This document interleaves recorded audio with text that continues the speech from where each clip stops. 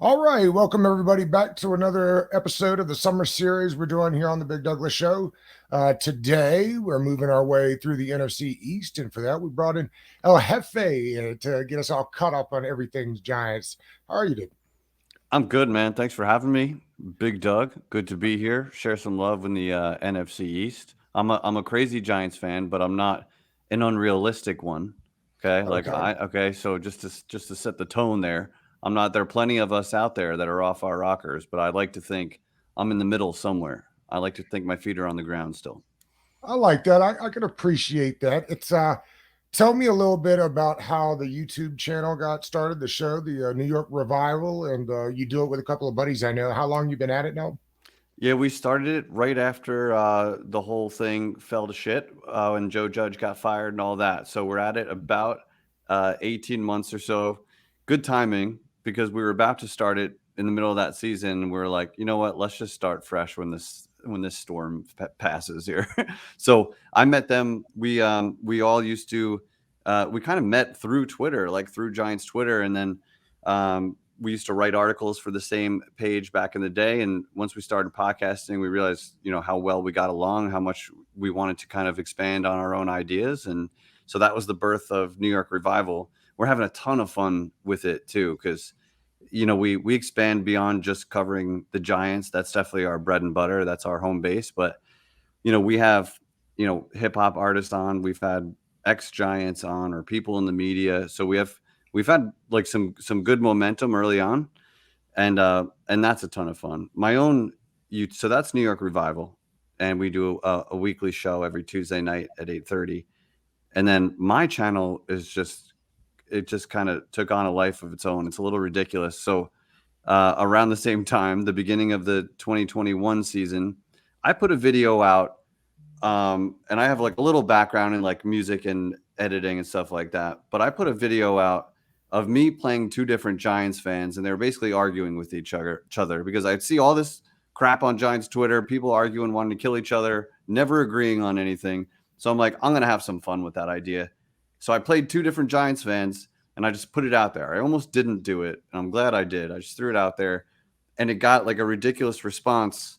And now here we are, 2 seasons later, and I think I've made 70 videos up to, I think I played 6 different characters at one point. So it has completely taken on a life of its own, but it's more like the comedy side of being a Right. football fan. So it's a different angle for sure.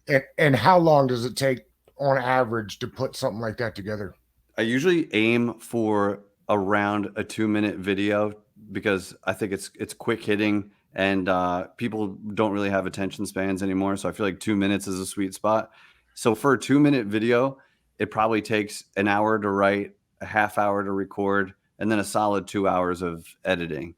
And so for a 2-minute clip, you're looking at least 4 or 5 hours of effort, pretty much. But it is a labor of love, as they say. It's fun.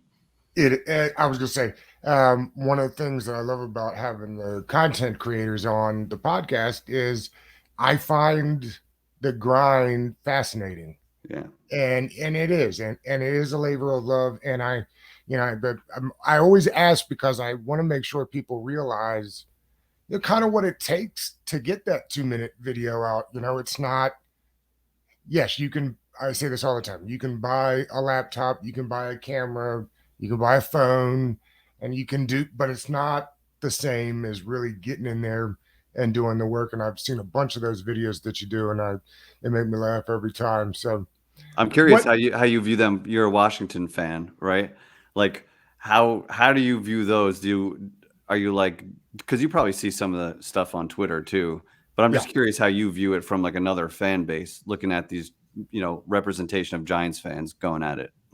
I think every fan base is the same way, Yeah, except for the okay. winners, right? Like, Yeah. God, it must be nice to be a Chiefs fan or a Yeah. Patriots fan the last decade before Tom left. So no, for the rest of us living in purgatory. I think we're probably all feeling the same way. Yeah, I couldn't make Uh, these if I was a Chiefs fan. There would be no tension, right? And tension is at the root of comedy, I feel like. So and there, I'm sure there they probably tell you that they're a mixed base too. But really, what are they arguing about over there in Chiefs land? Seriously. about like which all pro to bring in to solidify their roster. Meanwhile, Giants have been like scrubbing the waiver wire for years to find starters. That's right. If only we could get there, right? Like I would Well, love to. That's like the people that say more money, more problems. Well, I'd love to have. Let me find out for myself. I'll give yeah, it a go. And I think that's how I feel about like Chiefs fans that complain. yeah, they have no room to complain. It's like Patriots Where fans for the last 20 years. Like, don't say a word. Don't. where are the Where is the fan base right now? Do you think like super pumped? I mean, still cautiously optimistic. I like to think I have a pretty good sense of the Giants fan base as a whole, and I think vast majority is absolutely in love with the coach. I think that is the one thing that we almost all agree on is that we have the right head coach in Brian Daboll. Joe Shane, our GM, people are coming around on. They're not in love with his first draft. They like this recent draft, more so far, but obviously games still to be played. But we may have had a couple late hit or late round hits in this draft based on camp and performance so far. We're like some six rounders might actually get some playing time kind of thing where that can change your roster when you hit on a couple of those. Um, Daniel Jones is the most electrifying topic of discussion. People still on a daily basis in the Twitter spaces will make it a Daniel Jones conversation, and there will be fights and there will be arguments. There's And that's because they gave him the money, or just because of the talent. They think he's mid, they think he's average, and they paid him a ton of money. And like, I don't think anyone will say the Giants won that negotiation. Like, they paid him a lot of money. Like, there's no denying that. But I think they're projecting what he can be with this coach and let them grow together for a couple of years as the roster improves.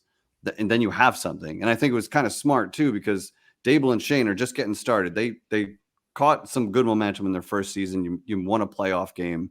That's unheard, considering how bad the Giants were before that. That's pretty miraculous to do that in one season. Uh-huh. So I think their best shot at continuing to win games is to keep that quarterback in place. So instead of going into the unknown and drafting wherever you can draft or paying a free agent and hoping some veteran has something left in the tank, no, like, let's stick with the guy who's still 25 years old. He's athletic. He's got the arm. They obviously love the way he works. They talk about that all the time. So the coaches obviously saw enough, and the GM to say, let's hitch our wagon to this guy for a little bit and see where we can take this thing and give him some more weapons. So I think overall, we're excited about the coach, the GM, Daniel Jones. Most of the fans have come around on. There's definitely still a section that thinks he's average, and we probably won't go anywhere far with him. But I think his best days are still ahead of him, personally. I think the Giants are like the epitome of coaching matters, Yeah. right? Because that roster did not significantly improve last year, at least, and they took basically the same pieces, right, and really showed you what could be done with them. I think maybe he's put one of the better coaching staffs together in the league. I mean, is that how you see it? I like what they've done there. Yeah, I mean, we took, Brian Daboll. Like, the first thing he did was he hired Brian Daboll, like his guy from Buffalo. He goes on to win Coach of the Year. So, like, that was the first thing you did, was hire the Coach of the Year. Great start. But then you got the offensive coordinator who was a passing game coordinator from Kansas City. So you take Mhm. Buffalo and Kansas City, those great offensive minds, and you put them together. So you saw what coaching can do with less talent. So once that talent catches up, I think the Giants will really be in business. So it remains to be seen if they did enough on the offensive line, which controls the success of the season, in my opinion. Right? Yes, Everything is gonna depend on that. So yes. And you guys um, have been investing. Commanders fans are upset, not been investing in the offensive line, at least not enough to make the fan base happy. I was taking a look at the roster for today's show. I mean, the tackles are really good.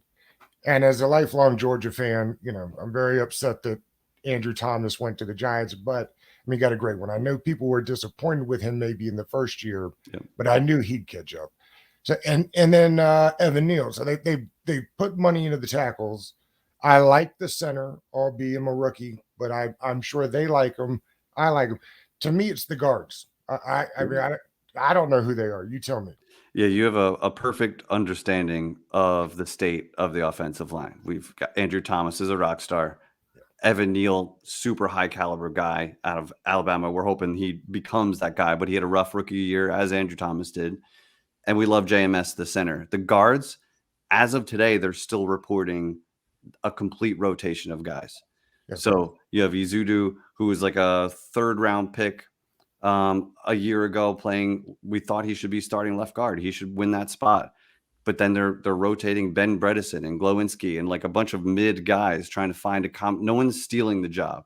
So our guard spots are completely vulnerable right now. And it's another thing, like to Andrew Thomas's credit, he's never had the same left guard for like 2 weeks in Right. a row his whole career. Right. And he's still managed to be a super high caliber dude. Like he is the one rock that we have, and we're still trying to build alongside him and try to get the line up to even close to his level. But if we can get average O line play, it would be an upgrade from years past.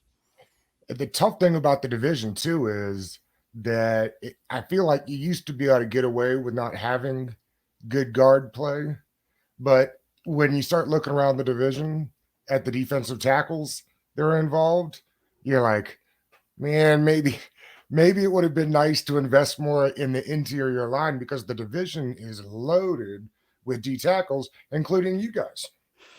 That's one of our strengths, if we have one, is definitely the D line. Dexter Lawrence just had a crazy good year, and he looks like he's picking up right where he left off.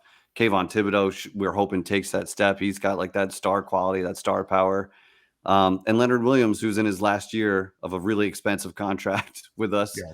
So a lot of people thought maybe they would extend him and free up some money, but Joe Shane has been trying to get control of this salary cap that Gettleman left him with, which was just an absurd situation. So, but you're right, the division is scary, and unfortunately for you and I, Philly and Dallas are basically consensus top 3 teams in the NFC. Right, in any order you want to put them, their rosters are good, and they've been good for a while. The Eagles roster is unfair, in my opinion, but I think it remains to be seen. Like you said, the coaching matters so much. I think Dallas would have had a couple Super Bowls over the last decade if they had better coaching. Like I think, Uh-huh. they hitched their wagon to Jason Garrett. I see no evidence that Mike McCarthy is a good head coach. He had Aaron Rodgers for 12 years, and you have in That's his right. prime, and you have one ring to show for it. That's That's right. that's not successful in my opinion with Aaron Rodgers. But the division's tough. They're always tough games. Washington seems to bode better than we do against Philly and Dallas for We whatever do reason. better against them, but we lose to you guys I every know. time that we play. I mean, I think we alone are why Daniel Jones got that huge contract, right? It makes no sense why Daniel Jones. I mean, if you look at Daniel Jones' record, especially previous to this year, against the NFL and then against Washington, it's It's night and incredible. day. It's so ridiculous. He just plays well in those games. But He does. Philly and Dallas have completely had our number. We haven't won a significant game against them in forever. It seems like. It's amazing because 2 years ago it feels like it was not even close. It was the worst division in the league, and without being a homer for the division, because the team that I root for is in that division. I mean, I guess the AFC West, and then who else?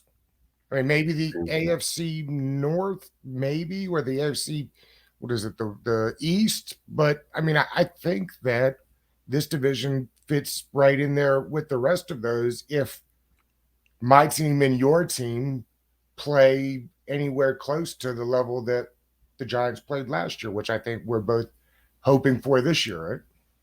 Yeah, and I think for you guys, Sam Howell is. I mean, as a Giants fan, I have no read on him basically at this point. So I'm curious, like where the confidence level is because you do have a good roster, you have good receivers.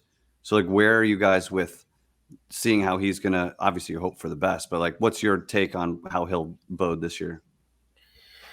Well, you're hoping that you get the junior Sam Howell. right? Like the Sam Howell that had all the NFL weapons and put up the huge numbers. And then you're hoping, I guess, that you mix in a little bit of what he did his senior year when they asked him to run the ball and he ran for 1,000 yards. So I don't. There is reason to be hopeful because he was a projected first round pick. I think there's room to be leery because in reality he was a fifth round pick, Mm. and there's got to be a reason for that. I've yet to figure it out or have anybody tell me, and I've had guys, nationally and locally on the show trying to figure it out, and I have nobody that can figure out how he took really from what was a first round to a fifth round is one of the more incredible drops in recent history. I think EB will be good for him with quick throws. Our problem will be the offensive line. I think that's the one place that they just didn't. I would have preferred they shorted up a little bit more. They didn't. Really, Ron hasn't put a ton of focus on the offensive line. I'm not sure why, but I think he's the best thing we've had here since Alex Smith or Kirk Cousins, probably. Yeah, I mean, nobody knows better than a Giants fan about how an offensive line can just absolutely crumble a team. And it basically doesn't matter what else you've got if you don't have an offensive line. You saw Patrick Mahomes lose the Super Bowl because his line broke down. So That's right. if you could take And they Patrick, went out and fixed it immediately. yeah, that pissed me off actually. The Giants have been struggling for over a decade.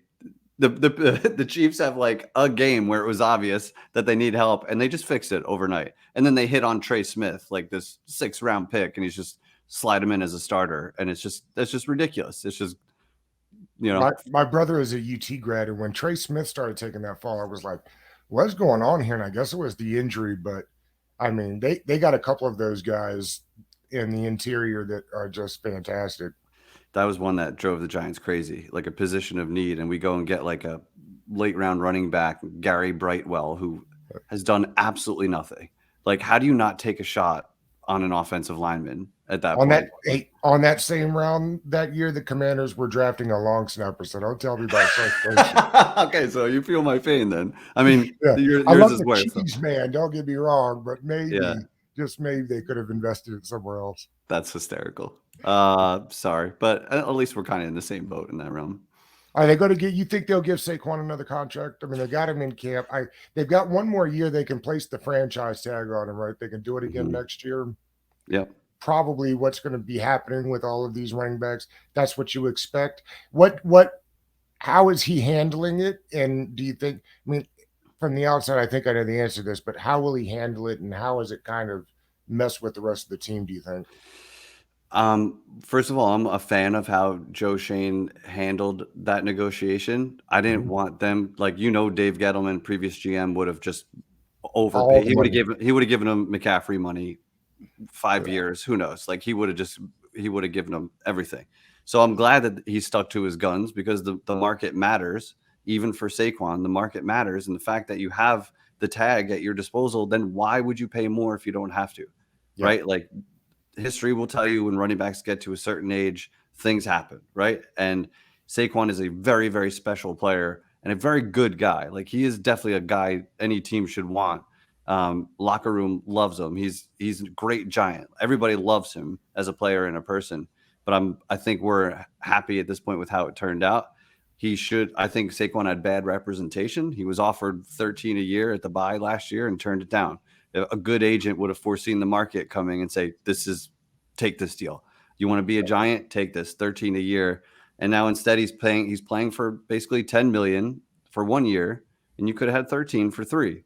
So he turned down what was a very good and fair deal. The Giants still offered him more than any other free agent running back was getting offered. So a lot of people are saying, how do you disrespect your best offensive player? Well, they offered him more than any other free agent at that position. That's not disrespectful. The market matters. It's why Daniel Jones got paid what he did. The market matters. That's right. And and in a year, Daniel Jones will be the 14th highest paid quarterback, which is pretty much where he performed. So I think it was a fair deal in the big picture. It just seems expensive at first until the market catches up again.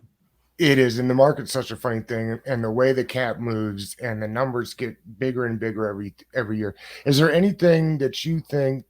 Is there anything Barkley can do to get that number back and get a multi-year deal, or you think the ship sailed on that? It's a good question, man, and it remains to be seen because I know they do love him. And I had a And he's take. big in the pass game too, right? It's not like he's just Yeah, a sledgehammer. he can definitely catch passes. I think their plan is to use him more as a route runner this year than previously. I went to a couple practices. They had him lined up outside a bunch instead of just taking dump offs and screens. Like they're going to actually use him and let him run Yeah. some routes. And he's had success so far in camp. So I do think they're going to use him like that a bit more. So if they still have the tag at their disposal, it's kind of like, why would you pay him more than that for multiple years and put your neck out there when you don't necessarily have to? There is a factor of keeping the player happy, but keeping one guy happy may not be what's best for the Giants long term. So I'm trying to keep an open mind about it. I think best case is he would have taken the deal that they offered at the buy, but it didn't happen. And I don't think they're going to use Saquon the way they did last year either. He was the beginning and end of our offense, especially the first 6 to 8 weeks. They were riding him into the ground. He was our best shot, right? And it was working. So why would you do anything else? You're winning games. Giants started 6-1, like caught everyone off guard, Mhm. including the fan base. So they kept going at it, but he did get nicked up. And once he had a hurt shoulder, he stopped looking for work, right? Like he stopped putting his head Right. down and getting Yeah. those extra tough yards, and then he's not the same dude. So you don't need to put that much money into that position, especially when you have the ability, which I think is completely fair, for a tag to give him 10 million guaranteed. If you want to do it again, 12 million next year if he stays healthy and does it again. And then after that, hopefully you have a suitable replacement. But remains to be seen. But I don't think the Giants should necessarily give him a 2 or 3 year extension at his age. It's interesting. The good GMs know how to use the tag, Yeah. particularly on first round picks. And it's what it frustrated people in Washington because it wasn't something that teams, organizations were really doing yet with the tag. But when we had Brandon Sheriff, it was that way. I mean, you get 4 years, then you get the fifth year option, then they tagged him for 2 years. That's 7 years. Like that's a good contract. And by then you've gotten the best years out of a player. I know that sounds really brutal, I know. but that's how it is. Like that's chances of you getting better after year seven less likely, right? So you get and then you move on, and by that time, to your point, you should have found a replacement. And I don't, particularly at the position, I don't think there is such a thing as like these once in a lifetime backs like Bijan Robinson, right? Like I chances are he won't get a second contract.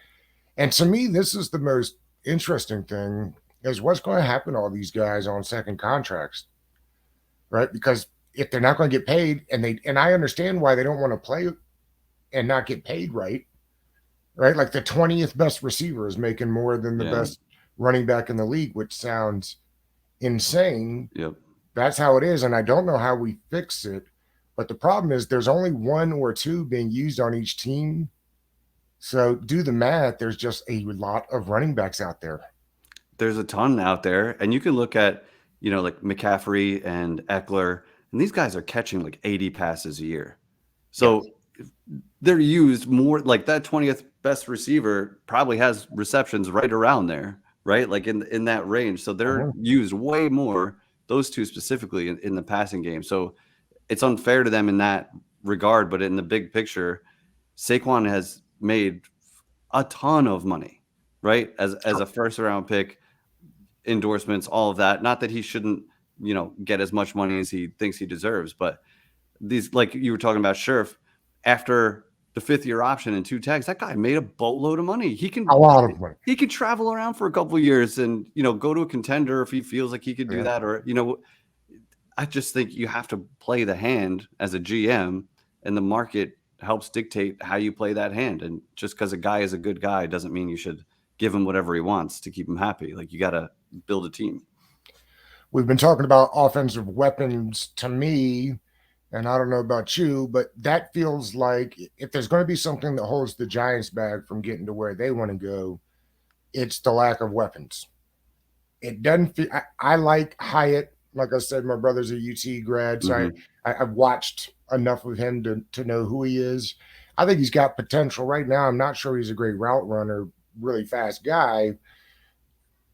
Sterling Shepard is the other guy, and then who is the wide Well, receiver there's too? Darius Slayton too, but there's Or- Isaiah Hodgins that we got from Buffalo. Okay, Yeah, so this room is super crowded, right? They brought in Cole Beasley. They have Jamison Crowder. They have Paris Campbell. They brought in a ton of B level receivers, basically, right. and like 19 slot receivers. So like a lot of guys are getting cut.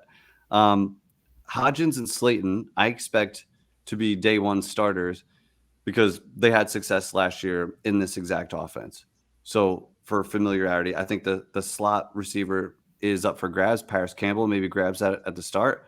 But we spent a second round draft pick on Wan'Dale Robinson, who has been Mhm. completely forgotten at this point, and he got hurt in his fourth game. In his third game, he had 10 catches and 100 yards, and that was the last time we saw him in a full game. So you have no idea that guy didn't even get unlocked yet in this offense. For them Right. to, by all purposes, reach for him in the second round, while there were bigger, better players available, they had a specific, plan for him in mind, and we didn't get to see that come to. We had a ton of injuries last year.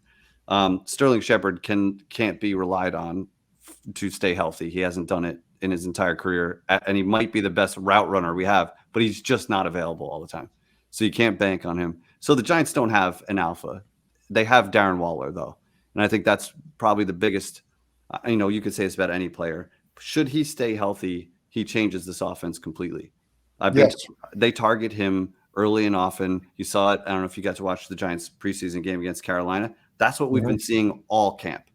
He is peppered with targets every time Daniel Jones picks his head up because he can't guard him with a little cornerback, and a linebacker can't stay with him. So he is a nightmare to guard.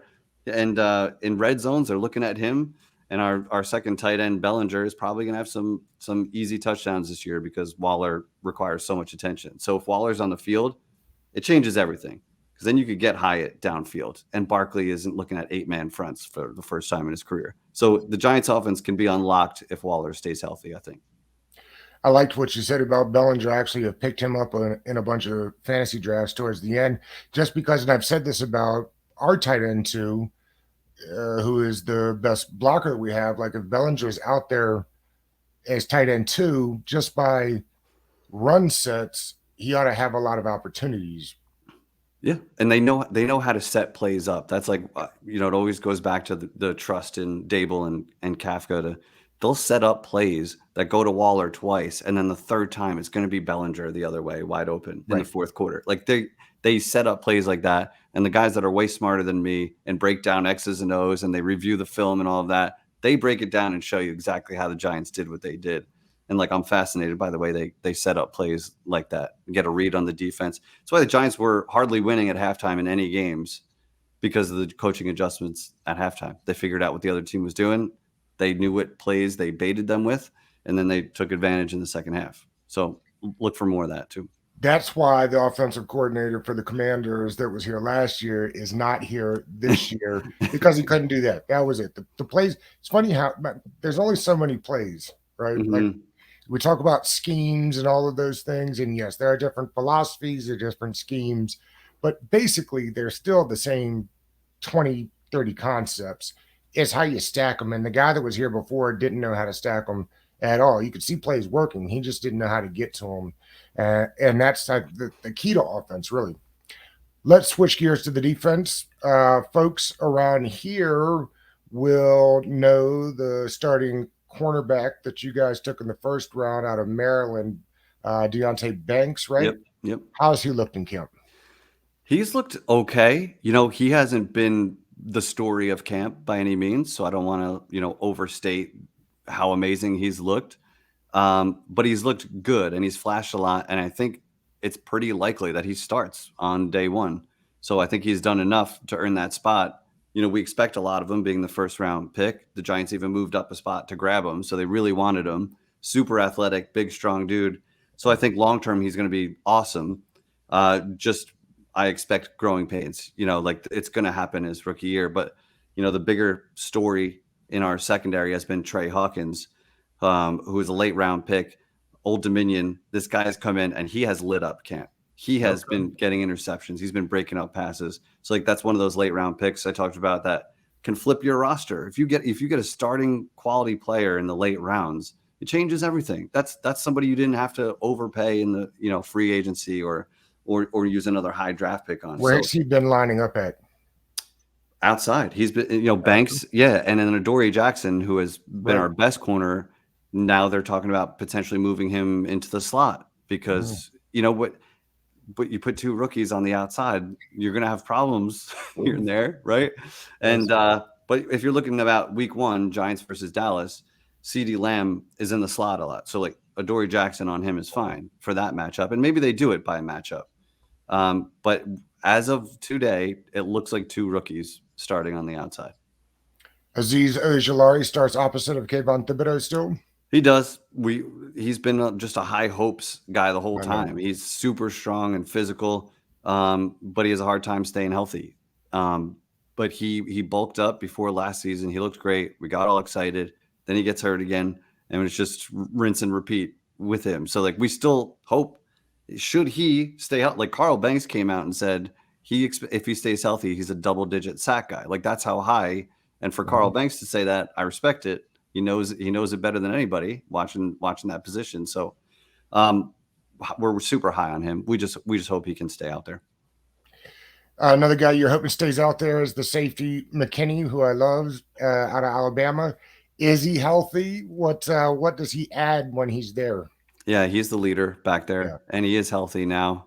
In classic Giants way, he broke his hand on an ATV last season, and he was out for months. And I think he even started camp with some kind of wrap on it, but he's out there all the time, so he is healthy. He looks good. He's a leader back there, and it'll be interesting to see what they do with him long term. If he has a big season, I think you got to keep him around just for that veteran leadership back there. But he's another super high caliber dude that you would love to just put him there and forget about it, move on, focus on a different position because he's got that kind of talent. I think he's a super smart player too. So we love him as Giants fans. If the Giants are to get back to the playoffs, which is always the goal, what will what will need to happen for them to get there?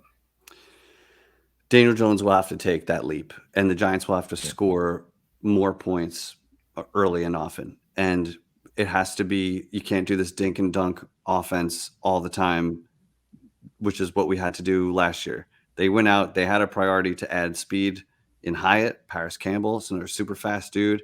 Darius Slayton is a burner too.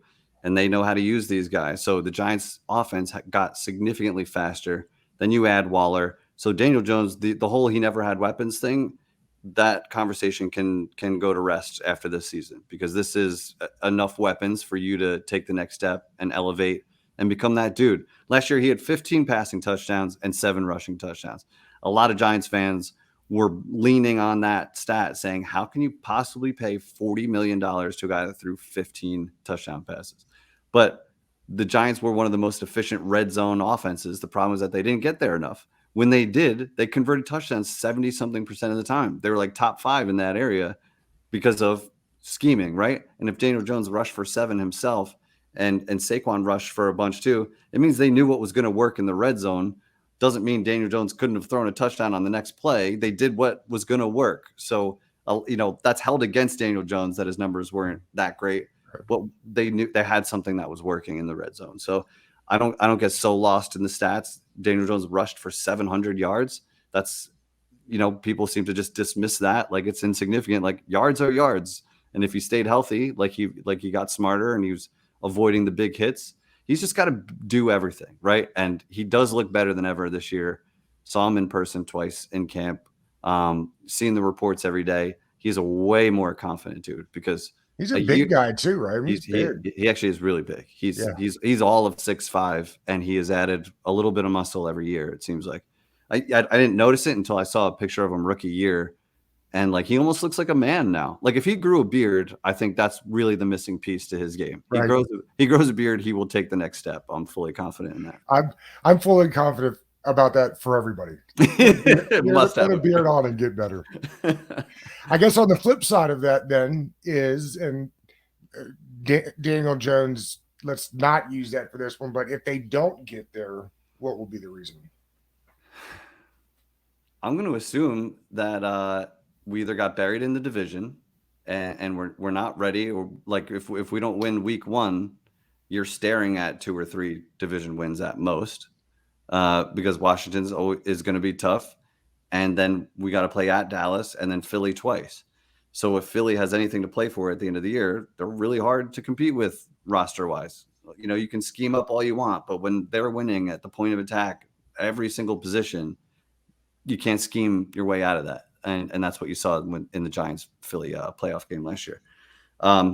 If they don't get there, I think it'll be a case of injuries, because I fully expect Daniel Jones to take the leap with this second year in this very good system, and with the upgraded weapons. I fully expect the offense to take a leap. So injuries have been a big, big problem for the Giants, in addition to everything else and terrible coaching and all that. But if we can take a break from the injury bug for a season, I think they can get a wild card spot again.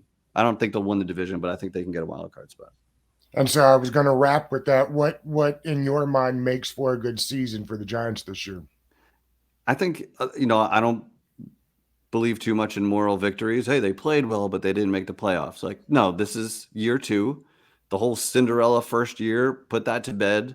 And now you have to build on it and prove that it wasn't a fluke, right? Like if you have the coach of the year and you paid your quarterback $40 million, you're expecting success. So I do expect a wild card spot. I'm not saying the Giants should win the division, because I think they still need another year to catch up roster wise before the roster can catch up with the level of coaching. But I think it is a tougher schedule, right? Like, Well, that's a it factor puts them at how many wins do you think? for a successful season. Uh-huh. I think the I mean, I ceiling, know you've looked at the schedule. I'm sure of course, many times. What do you think? What do you think is realistic? realistic is 10 wins. I think ceiling is 11. So my realistic is very close to the ceiling, just to let you know where I'm at. But I think the floor is probably 8 wins on account of the success they had last year in year 1, and we lost basically no one of significance.